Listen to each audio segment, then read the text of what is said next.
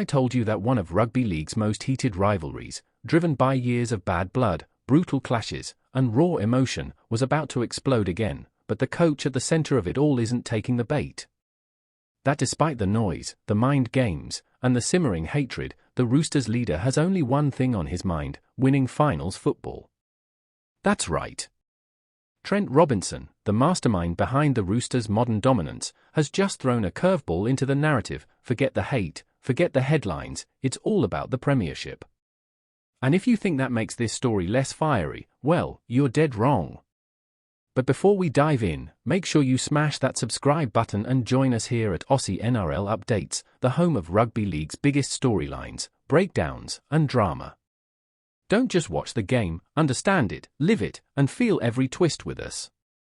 Every great NRL rivalry has two ingredients: unforgettable moments and emotional baggage. For the Roosters, their long-running feuds, whether with South Sydney, Melbourne, or others, are more than just matches. They're wars. And wars come with scars. But Robinson has made one thing very clear: hate doesn't win premierships. He knows his team has enemies. He knows rival clubs would love nothing more than to drag the Roosters into a grudge match mentality. But here's the twist: Robinson has stripped away the narrative and told his players, "We're not here to settle scores. We're here to win finals." It's a mindset shift that could define this year's campaign. Because while other clubs are trading barbs in the media, Robinson is drilling his men with one mantra: discipline equals destiny. Now, let's pause. Why does this matter? Why does Robinson's rejection of hate football send shockwaves? Because for years, the Roosters have been painted as the villains of the NRL. Money men. Silver spooners. The club others love to hate. Every time they clash with a bitter rival, the headlines write themselves: bad blood reignites. But Robinson's words slam the brakes on that narrative. Instead of leaning into the villain role, he's rewriting the script. He's saying, let the others hate, let the fans boo, we'll just win. And that, ironically, might make the Roosters even more dangerous. Let's get into the psychology here. Finals football is as much about mentality as it is about meters gained or tackles made.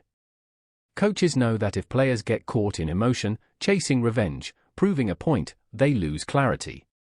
They miss their assignment. They play reckless. That's where games slip away. Robinson is eliminating that risk.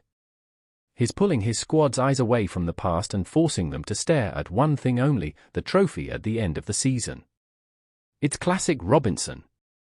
Cool. Calculated. Always 3 moves ahead. Now, don't be fooled. The hatred Robinson dismissed? It's real. It's raw. And it's still simmering. Behind the polite press conferences and media soundbites. You can feel it: players with bruises that still ache from past collisions, rival fans itching to jeer every Rooster who touches the ball, and critics lining up to call out every mistake.